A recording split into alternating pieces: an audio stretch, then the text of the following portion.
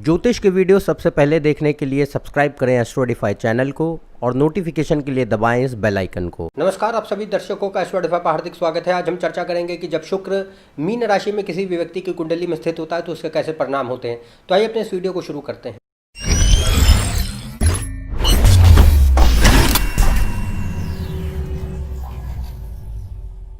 यदि आप मुझसे कंसल्टेशन लेना चाहते हैं तो ऊपर दिए हुए वेबसाइट पर जा सकते हैं, इसका लिंक डिस्क्रिप्शन में दिया हुआ है। तो आज हम जान रहे हैं कि शुक्र मीन राशि में किस प्रकार के परिणाम देता है। जो लोग भी ज्योतिष से थोड़ा बहुत अवगत हैं वे जानते हैं कि शुक्र मीन राशि में उच्च का होता है, यानी कि एक इसके लिए बहुत अच्छी राशि है। परंतु इसके पीछे कारण क्या है कि शुक्र मीन राशि में ही उच्च का होता है, जबकि यह राशि बृहस्पति के है जो कि शुक्र का शत्रु ग्रह है। तो अपने शत्रु की राशि में क्यों वह उच्च का है, यह पहले कारण समझ लेते हैं, फिर आगे चर्चा करेंगे परिणामों की। देखिए, इसका पीछे बहुत ही सामान्य और साधारण सा कारण है और उसका मुख्य जो कारण है वो यह है कि शुक्र और मीन राशि दोनों ही सामान्य तत्वों के स्वामी होते हैं। शुक्र जो है वो आनंद का ग्रह है और वो आनंद किसी भी स्वरूप से हमें हासिल हो, किसी भी तरीके से हासिल हो, उससे फ़र्क नहीं पड़ता। जो भी हमें जीवन में चाहे भौतिक सुख साधनों से मिलने वाली जो आनंद की अनुभूति है, सुख है, वह भी शुक्र के अंतर्गत आती है। और जो हमें आध्यात्मिक रूप से आनंद की प्राप्ति होती है, जब हम ध्यान योग समाधि की स्थितियों की बात करते हैं, भक्ति की बात करते हैं, तो भी वह भी शुक्र से ही प्राप्त होती है। तो यहाँ पर दोनों ही सूरतों में शुक्र कारक बनता है आनंद का। तो आनंद यहाँ पे एक सामान्य स्थिति है जिसका कारक शुक्र बनता है।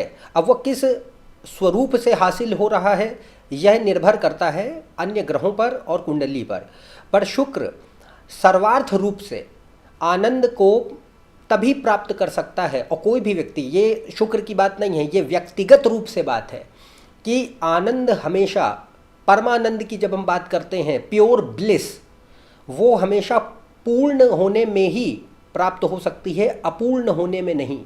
यानी कि जो भी चीज़ संपूर्ण है, कंप्लीट है, वो ही चीज़ आनंद की अनुभूति प्रदान कर सकती है चिरकाल के लिए। जो चीज़ अपने आप में ही अपूर्ण है वो आनंद की अनुभूति प्रदान कर सकती है, परंतु एक छोटी अवधि के लिए। तो नित्य आनंद की अगर बात करी जाए तो वह पूर्ण होने में और पूर्णता से प्राप्त होने वाले अनुभूति में ही विद्यमान होता है। और जो हम अनित्य आनंद की बात करते हैं वह अपूर्णता से निकलता है और अपूर्णता में होने की वजह से अनित्य होता है, यानी छोटी अवधि के लिए होता है और समाप्त हो जाता है।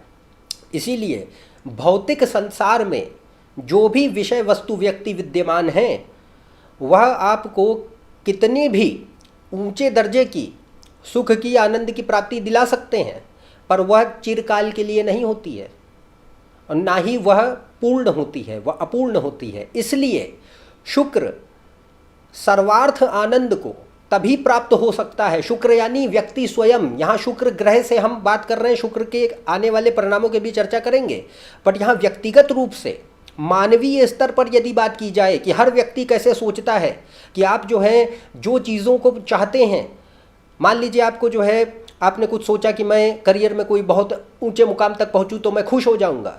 तो जब आप उस ऊंचे मुकाम को जिस दिन प्राप्त हो जाते हैं उस दिन आपको बहुत खुशी होती है, संतुष्टि होती है। पर उस ऊंचे मुकाम को पहुंच जाने के बाद भी क्योंकि वह पूर्ण नहीं है, अपूर्ण है, तो उसके बाद भी व्यक्ति थोड़े समय बाद उससे असंतुष्टि का भाव महसूस करता है कि हाँ ये तो है ही, अब और आगे क्या, अब और आनंद किसी और चीज़ में ढूंढा जाए क्योंकि ये तो मिल ही गया। तो जो मिल गया वो पूर्ण हो गया, वो अपूर्ण था। थोड़े समय के लिए उससे आनंद की प्राप्ति हुई और उसके बाद फिर से अपूर्णता की ओर व्यक्ति आगे बढ़ता चला गया। तो अपूर्ण कौन है? हम स्वयं अपूर्ण हैं। हमें खुद जाना कहाँ है? पूर्णता की ओर। पूर्णता की ओर जब जाएंगे तब जाकर के चिरकाल के आनंद की प्राप्ति होगी। वो होता है नित्यता का स्वरूप, जिसे हम जीवन मुक्ति की बात कहते हैं। तो शुक्र जो आनंद का ग्रह है वह सबसे ज़्यादा आनंद तभी प्राप्त कर सकता है जब वह नित्य स्वरूप में, ब्रह्म स्वरूप में विद्यमान होकर के अपने आप को पहचान सके व्यक्ति, तभी। तो इसलिए शुक्र और मीन राशि जो होती है, मीन राशि आध्यात्म की होती है, भौतिक जगत और संसार की नहीं होती है, मुक्ति की होती है, मोक्ष की होती है, साधना और ध्यान की होती है, समाधि की होती है। तो यहाँ पर आत्मबोध के उपरांत, यानी शुक्र आनंद है और मीन राशि ये सारी चीज़ें हैं, ध्यान, भक्ति, समाधि, योग और मुक्ति, मोक्ष, इन सब की है। तो आत्मबोध यानी सेल्फ रियलाइजेशन, इसके उपरांत बंधन और दुख से मुक्ति और मोक्ष की स्थिति में जब स्थिरता व्यक्ति को प्राप्त हो और वह परमहंस जीवन मुक्त और प्रेमी भक्त बनकर संपूर्ण सृष्टि को विस्मय और दैवी लीला के समान देखकर परमानंद को प्राप्त हो जाने की चरम स्थिति पर पहुंच जाए, इसीलिए शुक्र इस राशि में उच्च का होता है, यही कारण है। तो ये सर्वार्थ स्थिति है परमानंद की, और ये कारण है शुक्र के इस राशि में उच्च का होने का। तो अब बात करते हैं कि शुक्र इस राशि में कैसे परिणाम देता है। तो सबसे पहले जैसा मैंने कहा, शुक्र के लिए उच्च की राशि है, और उच्च की राशि का अर्थ है कि ऑब्वियसली इसमें बहुत अच्छे परिणाम शुक्र के पास देने के लिए होंगे। पर यहाँ ध्यान दें कि अभी हम सारे प्रकार के परिणामों की चर्चा करेंगे। इस राशि में शुक्र उच्च का है, तो अगर दूसरे ग्रह भी इसके लिए जिम्मेदार हैं कि वो कैसे शुक्र के परिणामों में विविधताएं उत्पन्न करेंगे। परंतु यदि और ग्रह अच्छे हैं तो शुक्र बहुत अच्छे अच्छे परिणाम यहाँ दे सकता है। और यदि अन्य कुंडलियों में योग खराब बनते हैं, अन्य ग्रहों से शुक्र को बलहीनता प्रदान हो रही है, सहयोग नहीं मिल रहा है, वो खुद पीड़ित हो जाता है, तो लाजमी है कि वो कई सारे नकारात्मक पक्षों को जन्म देगा, और उसकी चर्चा हम वीडियो के अंत में करेंगे। तो पहले जो है यहाँ बात करते हैं कि यदि कुंडली में बृहस्पति और चंद्रमा शुभ हैं, क्योंकि ये बृहस्पति की राशि में है और चंद्रमा मन का स्वामी है, यदि ये कुंडली में अच्छी स्थिति में है, शुभ हैं, प्रबल हैं, तो यह व्यक्ति को खुली और आधुनिक मानसिकता प्रदान करता है और रचनात्मक बनाता है, कल्पनाशील बनाता है, कलात्मक बनाता है, तत्क्षण स्वभाव प्रदान करता है, अंतर्मुखी या उभयमुखी बनाएगा, यानी इंट्रोवर्ट या एम्बीवर्ट। एक्सट्रोवर्ट कम सूरतों में देखने को मिलता है। इसके अलावा भावात्मक बनाता है। भावात्मक यानी कि जो चीज़ों में एसेंस ढूंढते हैं, तत्व भावात्मक बनाता है। तो जो फंडामेंटल लेवल पे किसी चीज़ को समझें, उसको यानी सीक द एसेंस, किसी चीज़ का सार समझने, भाव, तत्व और भाव को समझें, वो चीज़ जो है यहाँ पे एक तरीके से इस प्रकार का गुण व्यक्तित्व में हो, वो शुक्र यहाँ दे पाता है। इसके अलावा भावनात्मकता और संवेदनशीलता अधिक होती है, क्योंकि शुक्र भावनाओं का, संवेदनाओं का ग्रह है। तो व्यक्ति के भीतर जो है भावनाओं को बढ़ाएगा, संवेदनाओं को बढ़ाएगा, करुणा को बढ़ाएगा। करुणा व्यक्ति को जो है करुणामयी बनाता है, कंपैशनेट, एम्पैथेटिक, ऐसी चीज़ें जो हैं स्वभाव में होती हैं। और आध्यात्मिक बनाता है, स्पिरिचुअल, रिलीजियस हो सकते हैं। धार्मिकता और आध्यात्मिकता में फ़र्क है, आध्यात्मिक यहाँ पे ज़्यादा हो सकते हैं। इसका ये अर्थ नहीं कि धार्मिक नहीं हो सकते, दोनों ही चीज़ें होती हैं, बट क्योंकि मीन राशि जो है वो आध्यात्मिक स्तर पे ज़्यादा कार्य करती है और धार्मिक स्तर पे कम, इस वजह से आध्यात्मिक तो अक्सर बनाएगा ही, भले ही धार्मिक बनाए या ना बनाए। इसके अलावा एक बहुत अच्छी स्थिति जो यहाँ दिखाई पड़ती है, यदि बृहस्पति चंद्रमा लग्न के स्वामी बहुत अच्छी स्थिति में है कुंडली में, तो संपूर्ण सृष्टि में, पूरी सृष्टि जो जगत है भौतिक स्तर पे, उसमें तत्वात्मक सौंदर्य जो है उस और प्रेम और ईश्वरीय दिव्यता को श्रद्धा युक्त विस्मय के भाव से देखने और महसूस करने की क्षमता ये प्रदान करता है। और जीवन जो है उसको पूर्ण रूप से जीने की और अनुभव करने की एक गहन लालसा, उसके प्रति एक गहन उत्साह व्यक्ति के भीतर ये प्रदान करता है। परंतु यहाँ पे भौतिक संसार, इंद्र तृप्ति और भोग विलास के प्रति आकर्षण कम होता है, क्योंकि यहाँ पे स्वभाव से ये आध्यात्मिकता की ओर ज़्यादा ले जा रहा है, अंतर्वलोकन की ओर ज़्यादा ले जा रहा है, आत्मबोध की ओर ज़्यादा ले जा रहा है। इसलिए इसका अर्थ है कि भौतिक जगत से दूर ले जा रहा है, अंदर की यात्रा को प्रेरित करता है, बाहर की यात्रा को नहीं। तो ये एक इसका बहुत ही सुंदर और बहुत ही विलक्षण परिणाम है, जो कि शुक्र यहाँ देने की पूरी क्षमता रखता है। परंतु हर केस में ऐसा नहीं देखने को मिलता। आपको कुंडली दूसरे योगों को भी ध्यान में रखना होगा जब वो परमिट करेंगे, यानी बृहस्पति चंद्रमा अच्छे हों, लग्न का स्वामी शुभ हो, शुक्र इस राशि में हो, तब इस प्रकार के गुण देखने को मिल सकते हैं। तो व्यक्ति जो है वो संपूर्ण सृष्टि को एक भगवान की लीला के स्वरूप में और उसमें एक उसका श्रद्धा युक्त विस्मय हो, उसके पीछे उसका एक तत्वात्मक जो सौंदर्य है जो पूरी सृष्टि में छिपा हुआ है, और लोगों के भीतर ब्रह्म को देखना, जिसको हम परमहंस होने की स्थिति को कहते हैं, उस प्रकार की क्षमताओं को देने के लिए शुक्र यहाँ बहुत ही प्रबल स्थिति में माना जाता है। तो इसके लिए आपको अन्य योग ज़रूर देखें, तभी इस निष्कर्ष पे आए, क्योंकि ये बहुत ही उच्च कोटि का परिणाम है जो कि हर व्यक्ति विशेष में नहीं दिखाई पड़ेगा। इसके अलावा यहाँ पर शुक्र साहित्य है, कला है, संगीत, धर्म, संस्कृति, दर्शन, अध्यात्म, पर्यटन यानी किसी भी जगह ट्रैवलिंग जिसको कहें, समाज सेवा है, सोशल सर्विस, लोगों की मदद करना, किसी भी तरीके से उनको हम सहायता पहुंचा सके, इस प्रकार का कार्य, क्योंकि व्यक्ति के भीतर करुणा होती है, भाव होता है, ह्यूमैनिटी को सर्व करने की एक इच्छा होती है, तो वो यहाँ पे शुक्र प्रदान करता है। और इसी वजह से इन सभी क्षेत्रों में व्यक्ति का रुझान और इनके प्रति उसका ज्ञान हो, ऐसी भी शुक्र स्थिति अगर बनाता है कुंडली में तो प्रदान करेगा। इसके अलावा सामाजिक प्रश्रय, क्योंकि शुक्र जो होता है वो रिलेशनशिप्स का कारक है, विवाह का कारक है, प्रेम संबंध हो और विवाह खास तौर से शुक्र के अंतर्गत होता है। तो जब शुक्र इस राशि में है, क्योंकि ये राशि क्या है, मीन राशि जो है भौतिक संसार से हट की नहीं है, यह आध्यात्मिक जगत की राशि है, इसलिए व्यक्ति जो होता है वो यहाँ पे सामाजिक प्रश्रय, परंपरा और औपचारिकता से निर्मित होने वाले जो प्रेम संबंध होते हैं, विवाह होते हैं, उनके प्रति उसका उदासीनता का भाव होता है। यानी they find themselves in a share state of indifference and disinterest, जिसमें ऐसे भी किसी भी प्रकार के प्रेम संबंध यानी रिलेशनशिप्स और मैरिज जो कि सोसाइटल प्रेशर, ट्रेडिशंस, रिचुअल्स और फॉर्मेलिटी से बनते हैं। तो यहाँ पे इस प्रकार का व्यवहार व्यक्ति का दिखाई पड़ता है रिलेशनशिप्स को लेकर के, कि ये नहीं कि शादी करनी है, संबंध बनाने हैं तो बस बनाने हैं, कि परिवार की खुशी के लिए बना रहे हैं, अपने शारीरिक जो आकांक्षाएं हैं, ज़रूरतें हैं, उनको पूरा करने के लिए बना रहे हैं, ऐसी चीज़ें जो है नहीं दिखाई पड़ती। तो यहाँ पे व्यक्ति का रुझान जो होता है वो वास्तविक गहन आत्मिक प्रेम और स्वतंत्रता की आकांक्षा के लिए होता है, कि संबंध हो तो भले ही वो अगर उसमें व्यक्ति दोनों यह आकांक्षा रखते हैं, जिस भी, क्योंकि शुक्र इस स्थिति में जब होगा किसी भी व्यक्ति की कुंडली में, तो वह व्यक्ति ये आकांक्षा रखेगा, इच्छा रखेगा कि गहन आत्मिक स्तर पे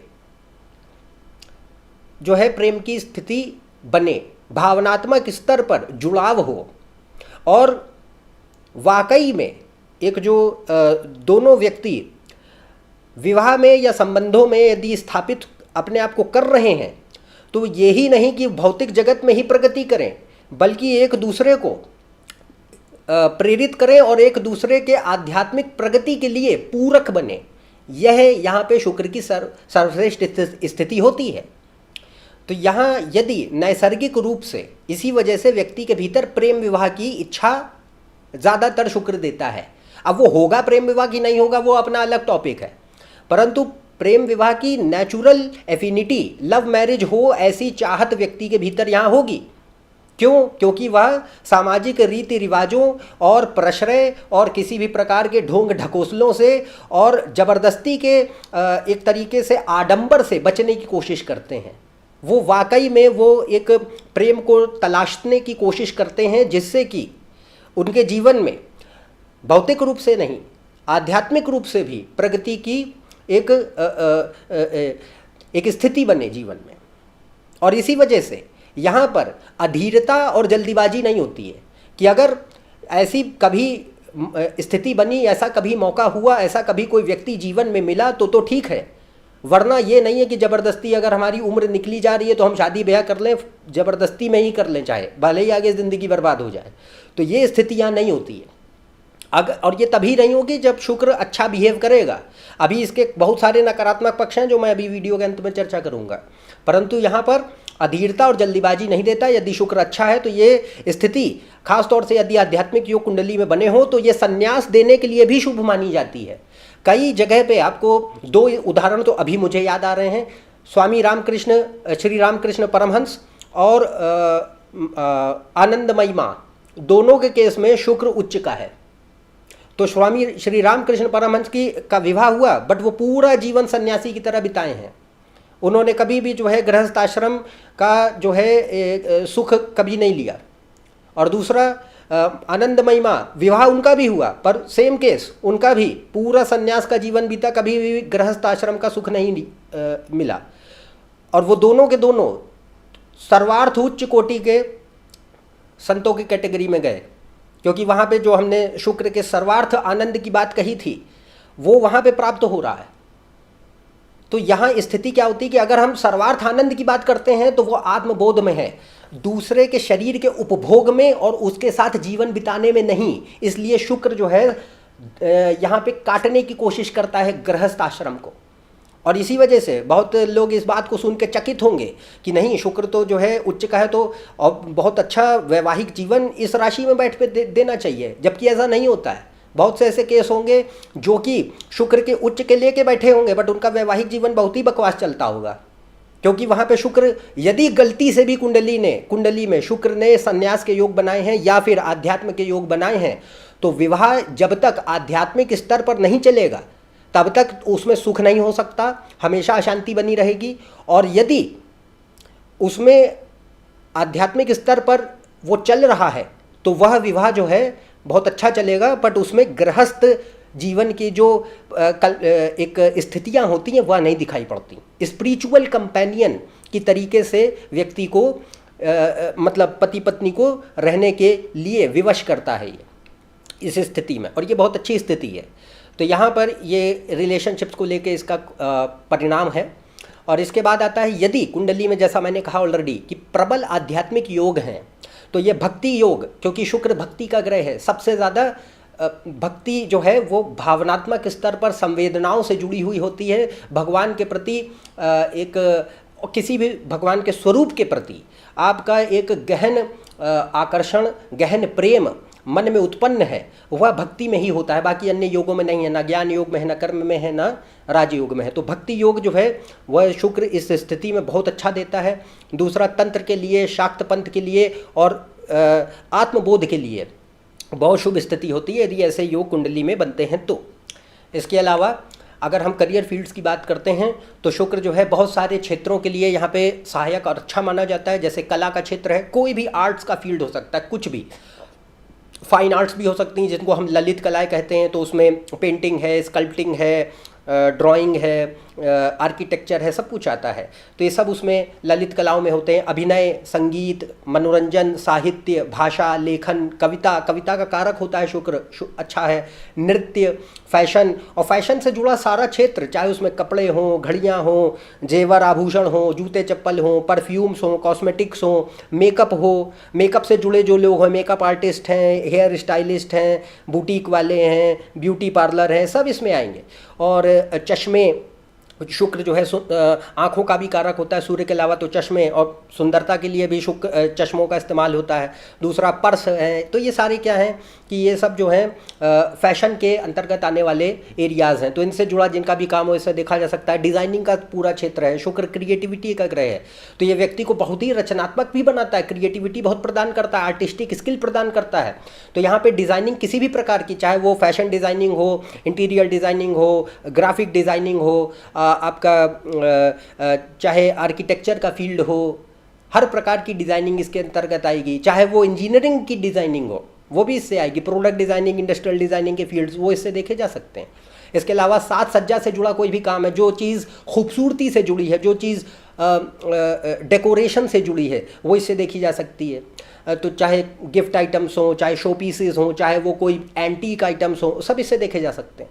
इसके अलावा कोई भी हाई एंड लग्जूरियस प्रोडक्ट्स यानी अति मूल्यवान विलासप्रद वस्तुएं, वो भी इससे देखी जा सकती हैं। और खाद्य उद्योग है, फूड इंडस्ट्री, हॉस्पिटैलिटी का पूरा क्षेत्र है, चाहे उसमें hotels, resorts, clubs, pubs, casinos सब कुछ आएंगे, सब फेवर करते हैं।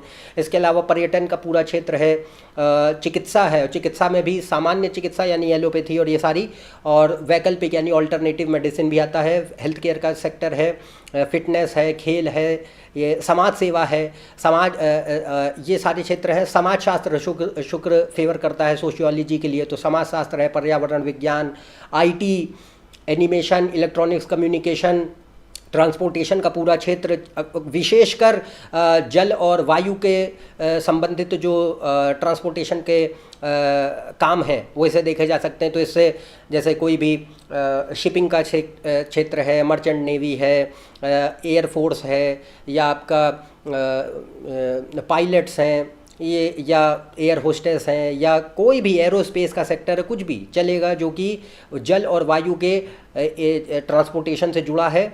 और ट्रांसपोर्टेशन इन जनरल भी सपोर्ट करता है, अगर हम थल वाले की भी बात करें यानी कि लैंड की, तो वो भी सपोर्ट करेगा, बट विशेषकर जल और वायु।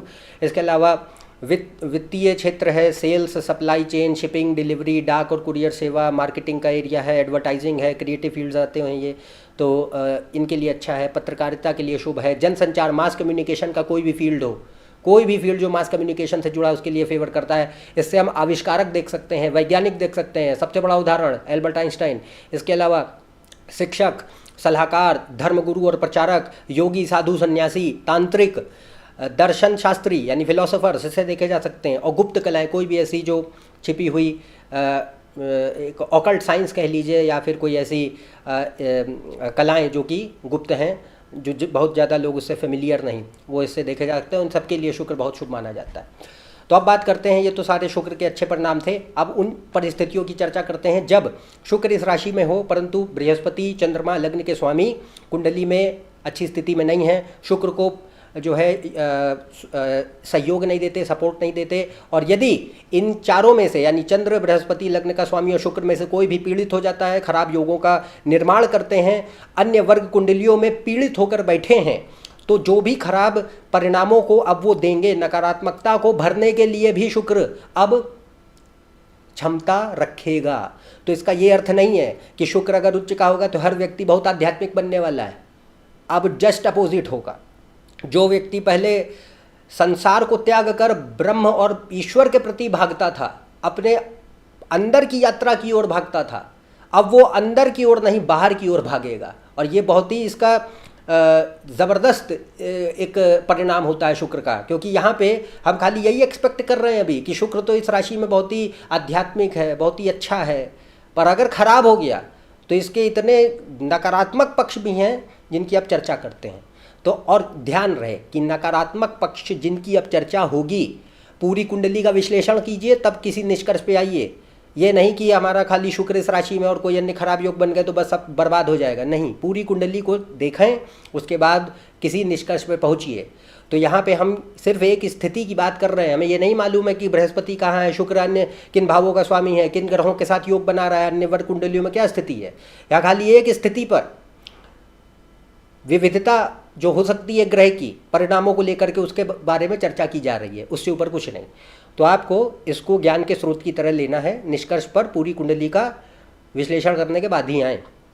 तो यहाँ अब नकारात्मक पक्ष क्या होगा यदि ये पीड़ित हो जाते हैं, तो यहाँ सबसे पहले व्यक्ति जो है अब भौतिक संसार को और सबसे पहले अपने शरीर को ही, भौतिक संसार को, इंद्र तृप्ति को और अपने शरीर को ही सर्वार्थ सत्यता समझ लेता है। उसको ये ज़रा सा भी भान ही नहीं होगा पूरे जीवन कि इस शरीर के और इस शरीर से जुड़ी इंद्र तृप्ति और इर्द गिर्द बना भौतिक संसार के अलावा भी कुछ बाहर एग्जिस्ट करता है। इतना बड़ा जो है क्योंकि शुक्र क्या है, माया का ग्रह है, और अगर वो उच्च का हो गया और उसको बृहस्पति से सपोर्ट नहीं है, क्योंकि बृहस्पति आध्यात्म का ग्रह है, आध्यात्म में ले जाने के लिए शुक्र को बृहस्पति की ज़रूरत है। और बृहस्पति अगर बेकार हो गया या चंद्रमा अगर अच्छा नहीं है तो यहाँ क्या होगा, शुक्र खाली माया को ही सर्वार्थ सत्यता मान लेगा और उसी में ही ढकेल देगा। तो यहाँ सबसे बड़ी बात जो नकारात्मक पक्ष होता है कि व्यक्ति अपने शरीर को, भौतिक संसार को और भोग विलास को और इंद्र तृप्ति को ही सर्वार्थ सत्यता मानता है। और इस वजह से यहाँ पे हीडोनिज्म यानी कि सुखवाद की प्रवृत्ति दिखाई पड़ती है। तो हीडोनिज्म जो है वो ऐसा कैरेक्टरिस्टिक फीचर यहाँ आना शुरू हो जाता है कि जो भी करो अपने शरीर के सुख के लिए करो, बाकी सब कुछ बेकार है। और माया के प्रति अंधापन, ब्लाइंडेड मटीरियलिज्म दिखाई पड़ता है। तो यहाँ पे कोई भी हिप्पी लाइफ है, बहुत ज़्यादा एक्सेसिव इंडल्जेंस है, यानी बहुत ज़्यादा कोई alcohol, drugs, sex, gambling, smoking, adrenaline, food addiction, किसी भी चीज़ पे, बाहरी चीज़ पे एक्सेसिव डिपेंडेंसी, मन, ये सारी चीज़ें जो है वह प्रदान कर सकता है। इसके लिए अन्य योग ज़रूर देखिए। इसके अलावा दूसरा क्या चीज़ होती है? पैसा, क्योंकि शुक्र धन का भी कारक है और माया पैसे पे चलती है। तो यहाँ पे लालच को बढ़ा देता है। तो यहाँ स्वार्थ को और लालसा को, लालच को बढ़ा देगा। और इससे हम जो है भ्रष्टता जो लोग फैलाते हैं समाज में, ख़ास तौर से विशेषकर रुपये पैसों को लेके, वो दिखाई पड़ता है। तो इससे हम मनी लॉन्ड्रर्स, एम्बेजलर्स और कोई भी ऐसे आपके जो पैसे की इधर उधर हेरा फेरी करने वाले सब देख सकते हैं। इसके अलावा विवाह का कारक होता था। तो विवाह में जहाँ पे अभी हमने बात कही कि यदि ये अच्छे योग हैं तो वह एक आध्यात्मिक स्थिति का निर्माण कर रहा हो विवाह में, वो अब नहीं होता। अब यहाँ पे क्या होगा? किसी भी प्रकार के प्रेम संबंध से, किसी भी प्रकार के विवाह से कभी सुख नहीं मिलेगा। No satisfaction at all, zero. और अगर होगा भी तो शुरुआत में तो थोड़े दिन बाद फेड ऑफ हो जाएगा, ख़त्म हो जाएगा। उसके बाद कोई कमिटमेंट नहीं होता, कोई निष्ठा नहीं होती। झूठ और मक्कारी, विश्वासघात और यानी चीटिंग टेंडेंसीज इसमें देता है। गोल्ड डिगिंग एटीट्यूड यानी पैसे के पीछे संबंध को बनाना, विवाह करना, क्योंकि शुक्र पैसे का कारक है और प्लेजर का कारक है। तो पैसे से सारे प्लेजर खरीदे जा सकते हैं, इसलिए गोल्ड डिगिंग एटीट्यूड देखा जा सकता है। इसके अलावा extra marital affairs, divorce, scandals, scandal से होने वाली बदनामी और कई सारे फेल्ड रिलेशनशिप्स, असफल रिलेशनशिप्स यानी संबंध और विवाह देखे जा सकते हैं। और अंततः व्यक्ति किसी भी दूसरे व्यक्ति से कभी भी सुख की प्राप्ति नहीं कर सकता, वह अंततः अकेला ही होगा जीवन में।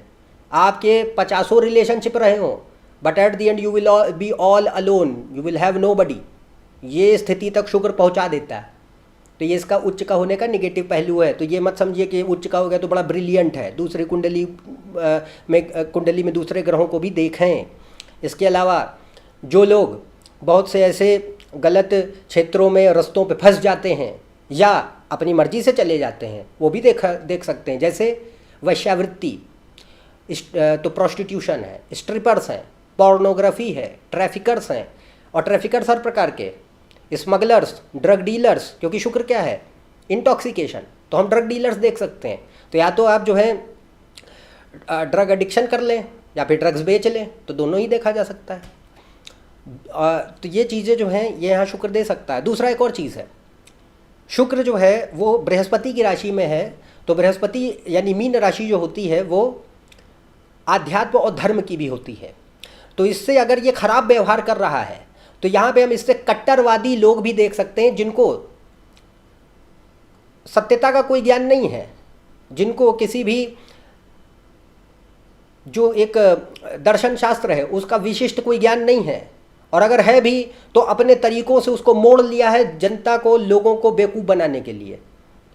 तो आस्था से, धर्म से खिलवाड़ करने वाले कट्टरवादी पंथ के लोग इससे देखे जा सकते हैं। और जो ढोंगी, पाखंडी, जो बाबा, गुरु, फंडामेंटलिस्ट, इन पे राजनीति करने वाले, ये सब भी इससे देखे जा सकते हैं। इसके अलावा स्वास्थ्य को लेकर के भी बहुत सारी परेशानियां दे सकता है। अगर खराब हो गया तो स्वास्थ्य को लेकर के मानसिक विकार सबसे पहले आएंगे। तो मानसिक विकारों में डिप्रेशन, एंग्जाइटी, डे ड्रीमिंग, मैल एडेप्टिव डे ड्रीमिंग देख सकते हैं। क्योंकि ये क्या है? शुक्र क्या है? कल्पनाओं का ग्रह। हमेशा 24 घंटे बस खोए पड़े अपनी कल्पनाओं में। तो ऐसा हर कोई करता है, बट ये एक डिसऑर्डर है जिसमें एक्सेसिव डे ड्रीमिंग होती है और व्यक्ति कुछ और नहीं कर पाता। और किसी भी चीज़ से सुख ना महसूस होना, इनएबिलिटी टू फील प्लेजर। आपके पास दुनिया में हर चीज़ उपलब्ध हो, आपने जो चाहा वो भी उपलब्ध हो, तब भी आपको सुख नहीं है, खुशी नहीं है, अंदर से अशांत महसूस करते हैं, ये सब शुक्र है, खराब शुक्र।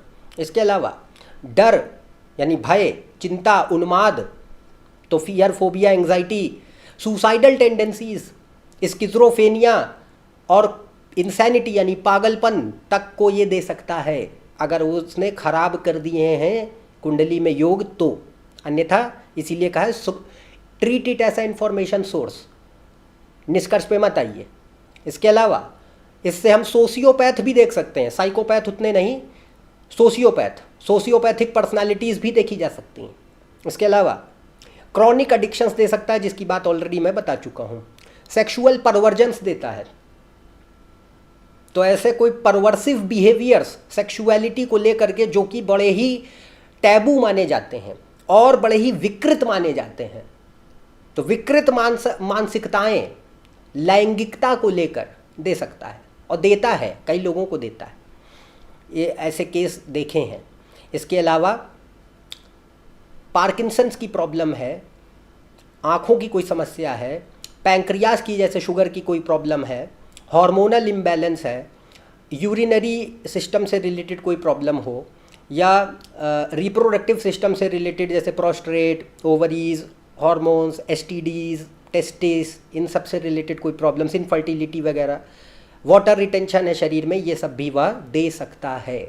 तो यह इसका नकारात्मक पक्ष है जो कि शुक्र का इस राशि में बैठने पर होता है, यदि वह पीड़ित हो जाए और उस अन्य योग कुंडली में अशुभ हो। तो इसको आप बहुत ही गौर से देखें और तभी किसी निष्कर्ष पर पहुँचें, क्योंकि कई बार कुछ ग्रह ऐसा भी व्यवहार करते हैं जहाँ पे वह अच्छे परिणाम भी दे रहे हैं कुछ एक क्षेत्रों को लेकर के जीवन में, और नकारात्मक परिणाम भी दे रहे हैं, बुरे परिणाम भी दे रहे हैं कुछ एक क्षेत्रों को लेकर के जीवन में। तो इसको गौर से देखें तभी किसी निष्कर्ष पे आएँ। तो मेरे ख्याल से अब आपको बेहतर समझ आया होगा कि शुक्र इस राशि में बैठने पर किस प्रकार के परिणाम दे सकता है। यदि आप मेरे चैनल पर नए हैं, नीचे दिए हुए सब्सक्राइब बटन पर सब्सक्राइब कीजिए। ज़्यादा जानकारी के लिए आप मेरी वेबसाइट और फेसबुक पेज पर भी जा सकते हैं। अन्यथा हम आपसे अगले वीडियो में फिर से मिलेंगे, तब तक के लिए आज्ञा दें। नमस्कार और धन्यवाद।